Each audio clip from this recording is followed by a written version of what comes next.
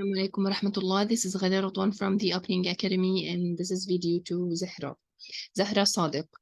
Okay, so Zahra, how are you? Good, alhamdulillah. And how's your day? Great. Okay, so Zahra, as you know, mashallah, we finished the Nur al-Bayan, the book of Nur al-Bayan, and we started take like a small rule of tajweed. You know, we talked about al-idgham, but we need to practice on it, I know. Then المد المد الواجب المتصل والمد المنفصل, but we need to practice on it more and repeat it one more time. But mashallah, now we can read Quran, we can say alhamdulillah. And as you know, mashallah, we finished Surah Al-Qiyamah, and we almost done on Surah Al-Muddathir. So let me remind you with the rule of tajweed that we talked about. So now let me share it with you, Zahra, to see what we have. So, you know, actually we start learning about the rules of Nun Sakina and Tanween, as you know.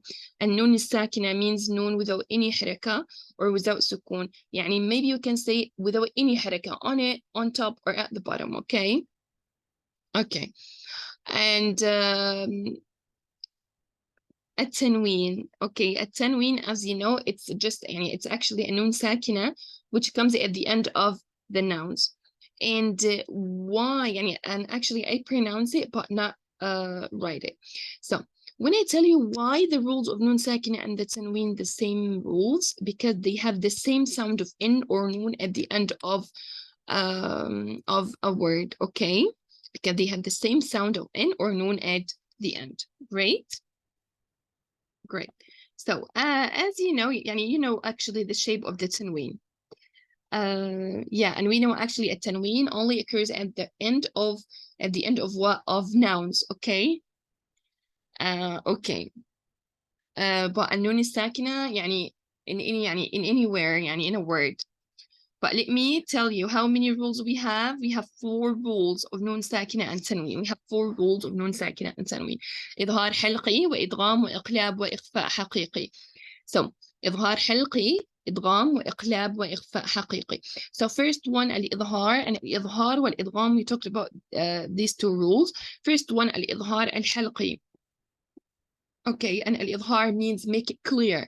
That means I need to pronounce a letter very clearly. Okay, it's an, noon, noon sakina an, so I need to pronounce it an.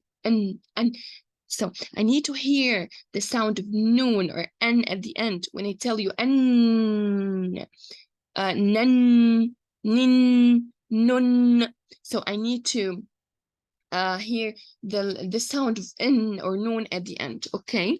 And the letters of idhar, 60 letters, and we call it throat letters, and it's hamza ha, ayn ha, ghayn kha, hamza ha, ayn kha, ayn ha, ghayn kha.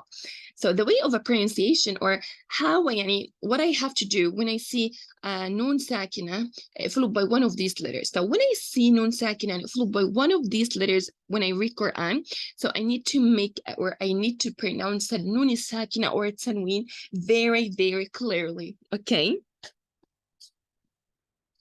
And as you know, without gunna, and we study gunna before, and I tell you, al-gunna, when you put our finger in your nose, you can feel vibration when you pronounce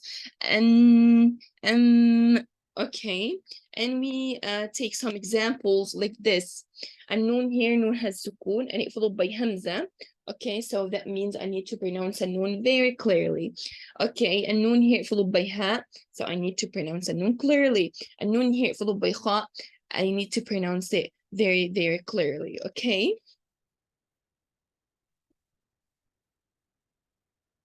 A tanween here followed by ayn, so I need to pronounce it very clearly. I need to make a noon or a tanween clearly, okay? So that's it. So inshallah next time we will repeat again at al-idgham, because I know al-idgham you need to repeat it one more time maybe, and we need to practice on it when we try to read the Quran. It's nice to meet you, Zahra, and see you inshallah in the next session, and have a nice day. Assalamu alaikum.